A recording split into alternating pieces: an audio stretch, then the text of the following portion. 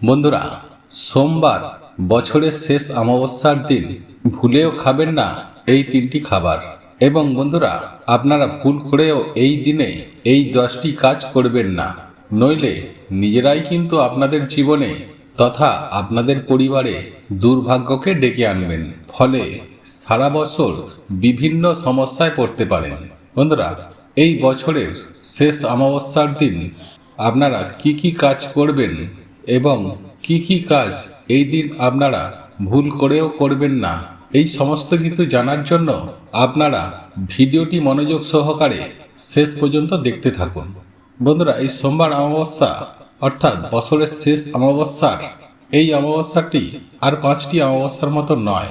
এই অমাবস্যার দিন স্বর্গ ও নরকের দরজা কিছুক্ষণের জন্য খুলে যায়।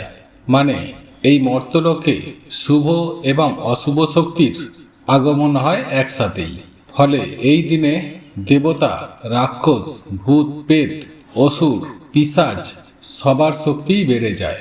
তাই এর জন্য স্বর্গের দেবতারা এই দিনে মা কালীর আরাধনা করেন। তাই মা কালী সকলের কল্যাণের জন্য মা কালী রূপ ধারণ করে অসুরদের বিনাশ করেন।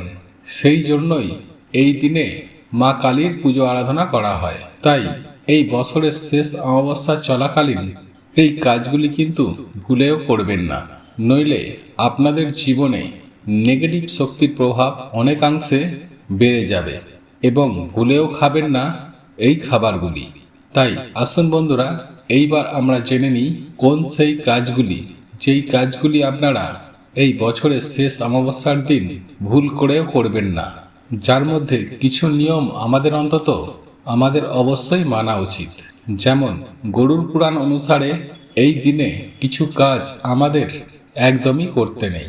90% মানুষ এই ভুল কাজগুলি করে থাকে। সেই জন্যই নিজের ও পরিবারের চরম সর্বনাশকে ডেকে নিয়ে আসে। বন্ধুরা, এই সোমবার দিন এই অমাবস্যা তথা এই মা কালীর পুজো করার সময়কালীন আপনারা যদি এই ভুল কাজগুলি করে থাকেন, একদিকে যেমন মা কালী অত্যন্ত রুষ্ট হন, ঠিক তেমনি অন্যদিকে দেবী লক্ষ্মীও রুষ্ট হন। আর মা লক্ষ্মী কখনোই আপনার গৃহে চিরস্থায়ী বসবাস করবেন না। তাই অতি অবশ্যই চেষ্টা করুন এই সমস্ত কাজগুলি এই অমাবস্যা কালী পূজার রাতে অতি অবশ্যই পরিহার করতে।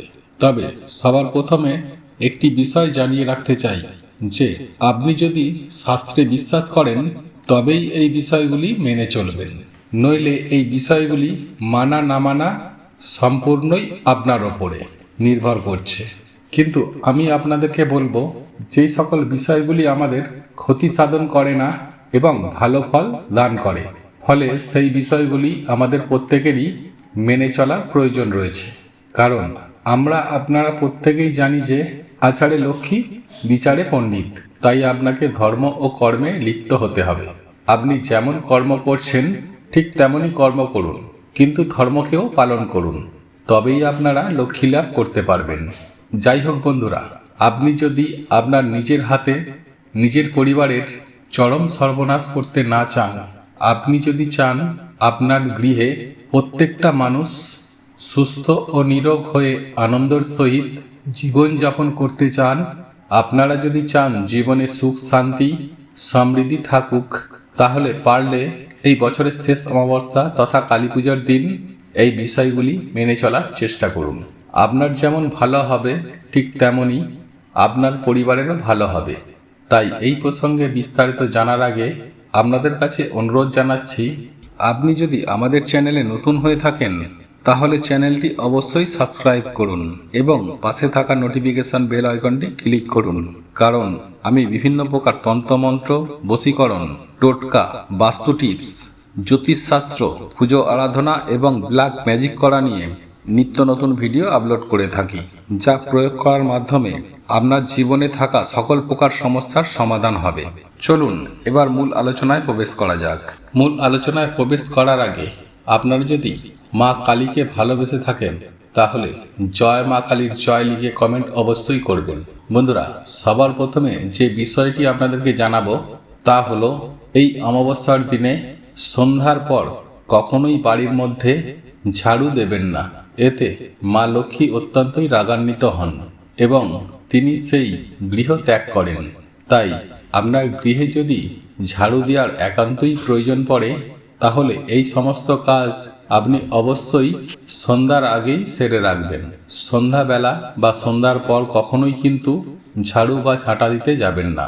এই বিষয়টি শুধু এই অমাবস্যা কালী পুজো নয়, আপনারা এই বিষয়টি সারা বছরই প্রত্যেকটা দিনই মেনে চলবেন। বাস্তুশাস্ত্র মতে এটা অত্যন্তই খারাপ দিক বলে মনে করা হয়। এরপর দ্বিতীয় যে বিষয়টির কথা বলবো, আর তা হলো এই বছরের শেষ অমাবস্যার দিন। এই অমাবস্যা শেষ না হওয়া পর্যন্ত যতক্ষণ অমাবস্যা চলছে ততক্ষণ কিন্তু আপনারা কখনোই সন্ধ্যাবেলায় ঘুমাতে যাবেন না, অথবা দুপুরেও ঘুমাবেন না। যদি আপনি অসুস্থ হন বা গর্ভবতী হন তাহলে সেক্ষেত্রে কোনো অসুবিধা নেই। তবে আপনার শরীরে যদি কোনো রকম অসুবিধা না থাকে তাহলে কখনোই এই সমস্ত দিনে সন্ধ্যাবেলায় শোবেন না বা ঘুমাবেন না। শাস্ত্রমতে এই সমস্ত শুভ দিনে সন্ধ্যাবেলায় ঘুমানো বা সন্ধ্যাবেলায় শুয়ে থাকা এটি অত্যন্তই একটি খারাপ অভ্যাস, যার ফলে মানুষের ভাগ্য একেবারেই ঘুমিয়ে যায়। যার ফলে আপনাদের ওপর যেমন নেগেটিভ এনার্জি অনেক প্রকার বৃদ্ধি পায়, ঠিক তেমনি চতুর্দিক থেকে চরম ভয়ঙ্কর দারিদ্রতার মধ্যে জড়িয়ে পড়বেন। এবং তৃতীয় যে বিষয়টির কথা আপনাদেরকে বলবো, সেটি কিন্তু ভুলেও এই অমাবস্যার দিন ভুল করেও করতে যাবেন না। এই বছরের শেষ অমাবস্যার রাতে কোনো স্থানে যাবেন না, বিশেষ করে সন্ধ্যাবেলা এবং রাতের বেলায়। যেখানে যেখানে বেশ কয়েকটি রাস্তার মিলনস্থল, সেই সব জায়গাগুলি আপনারা এই অমাবস্যা রাতে কখনোই যাবেন না। সেটি হতে পারে 4টি রাস্তার মোড় বা সেটি হতে পারে 3টি রাস্তার মোড়, যেগুলি একসাথে মিলন হয়েছে, সেই স্থানে কখনোই যাবেন না। কারণ বন্ধুরা, শাস্ত্রমতে মনে করা হয় যে এই সমস্ত যে রাস্তার মোড়, সেইখানে অশুভ শক্তি বিরাজ করে।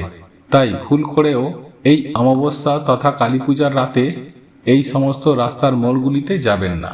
আর খুবই যদি যাওয়ার প্রয়োজন পড়ে তাহলে কখনোই এই সমস্ত রাস্তার মিলন স্থানে দাঁড়াবেন না, অর্থাৎ মাঝখানে দাঁড়াবেন না। আপনার যাওয়ার প্রয়োজন থাকলে তৎক্ষণাৎ অন্য রাস্তায় চলে যাবেন। রাস্তার মোড়ে কখনোই দাঁড়ানোর চেষ্টা করবেন না। এরপর পঞ্চম যে বিষয়টির কথা বলবো তা হলো এই অমাবস্যা ও কালী পূজার রাতে, বিশেষ করে সন্ধ্যার পর থেকে আপনি কখনোই কোনো কবরস্থান বা শ্মশান ঘাটে বা অপরিষ্কার অপরিচ্ছন্ন স্থানে কিংবা নির্জন কোনো স্থানে বা ফাঁকা স্থানে কখনোই একা যাবেন না। কারণ বন্ধুরা, এই সমস্ত স্থানে এই সময় যাওয়া শাস্ত্রমতে অত্যন্ত খারাপ বা অশুভ বলে মনে করা হয়। কারণ এই অমাবস্যা তিথি চলাকালীন আপনারা যদি এই সমস্ত জায়গায় যান তাহলে আপনার ওপর অত্যন্ত একটা খারাপ প্রভাব বিস্তার করবে, যার ফলে আপনারা দীর্ঘ রোগ ব্যাধিতে ভুগতে পারেন এবং বিভিন্ন দিক থেকে অনেক রকম সমস্যায় জড়িয়ে পড়তে পারেন। তাই এই বছরের শেষ অমাবস্যার রাতে এই সকল স্থানে একা একা যাবেন না। এরপর যে বিষয়টি আপনাদেরকে বলবো তা হলো এই যে অমাবস্যার দিন বা এই কালী পূজার দিন, এই দিন সন্ধ্যার পর থেকে আপনারা আপনার তুলসী গাছের পাতা বা তুলসী গাছে ভুল করেও আপনারা কখনোই স্পর্শ করবেন না। আপনারা দিনের বেলায় তুলসী মঞ্চে জল দান করতে পারেন বা তুলসী পাতায় হাত দিতে পারেন, কিন্তু ভুল করেও আপনারা এই দিন সন্ধ্যার পর তুলসী মঞ্চে তুলসী পাতায় বা তুলসী গাছের গোড়ায় ভুল করেও হাত দেবেন না। কারণ শাস্ত্রমতে এই যে সন্ধ্যার পর এই সময় তুলসী পাতা স্পর্শ করা অত্যন্তই অশুভ বলে মনে করা হয়। এরপর যে বিষয়টির কথা বলবো সেই বিষয়টি আপনারা অতি অবশ্যই খেয়াল রাখবেন, মনে করে আপনারা অতি অবশ্যই খেয়াল রাখবেন। আমরা সাধারণত অমাবস্যার রাতে দেবী কালীর আরাধনা করি, অর্থাৎ দেবী শক্তি তথা মায়ের আরাধনা করে থাকি।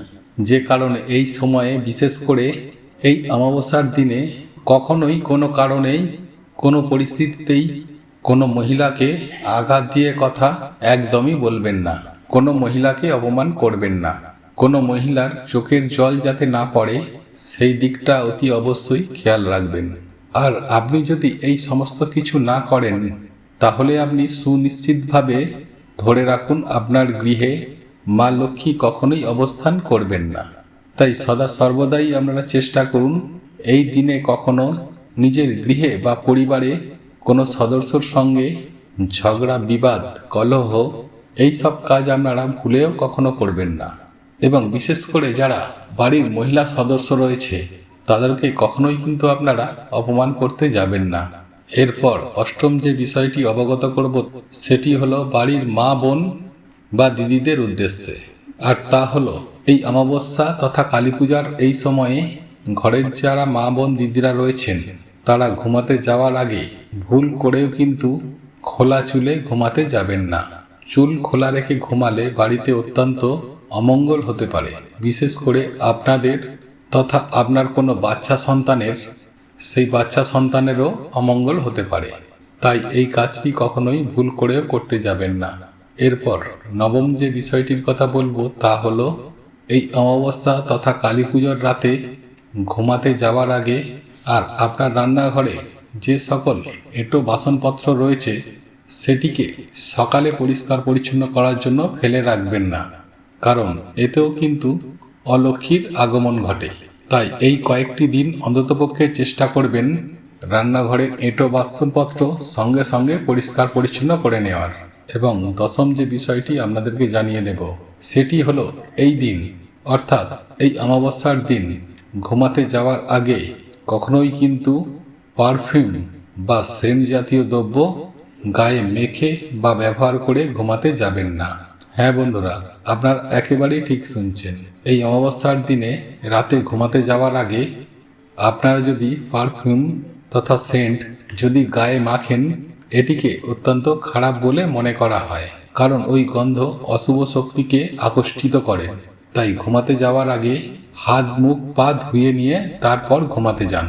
দরকার পড়লে আপনি স্নান করেও ঘুমাতে যেতে পারেন, কিন্তু কখনোই সেন্ট বা পারফিউম এই ধরনের দ্রব্য ব্যবহার করতে যাবেন না। এবং সর্বশেষ যে বিষয়টি আপনাদেরকে জানিয়ে দেব, এই অমাবস্যার দিন সন্ধ্যাবেলায় বা রাতে নখ চুল দাড়ি কখনোই কাটবেন না।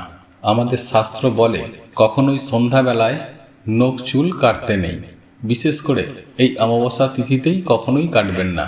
এবার চলুন জেনে নিই এই বছরের শেষ অমাবস্যা চলাকালীন আপনারা বিশেষ করে রাতে কোনো রকমের মাছ মাংস ডিম বা নেশা ভাং পেঁয়াজ রসুন এবং কোনো ধরনের পোড়া জাতীয় খাবার দই খাবেন না।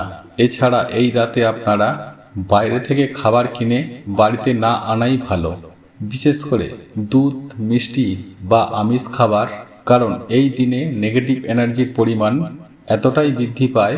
তাই এই সব খাবার এই দিনে না খাওয়াই ভালো।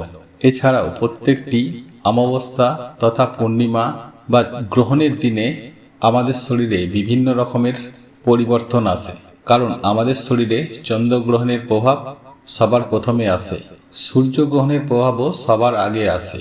তাই এই অমাবস্যার রাতে আপনারা ভাত দই বিউলির ডাল কোনো প্রকার নেশা ভাং বা আমিষ খাবার আপনারা যতটা পারবেন কম খাবেন, প্রয়োজন হলে একদমই খাবেন না এবং সম্পূর্ণরূপে এড়িয়ে চলা অবশ্যই উচিত। এতে বিজ্ঞান অনুসারে এবং শাস্ত্র অনুসারে সারা বছর আপনারা সুস্থ ও নীরোগ থাকবেন। বন্ধুরা, এই ভিডিওটি যদি আপনাদের পছন্দ হয়ে থাকে তাহলে ভিডিওটি লাইক করুন, কমেন্ট করুন এবং বন্ধুদের সাথে শেয়ার অবশ্যই করুন। মনে রাখবেন আপনার একটি শেয়ার অনেক মানুষকে উপকৃত করতে পারে।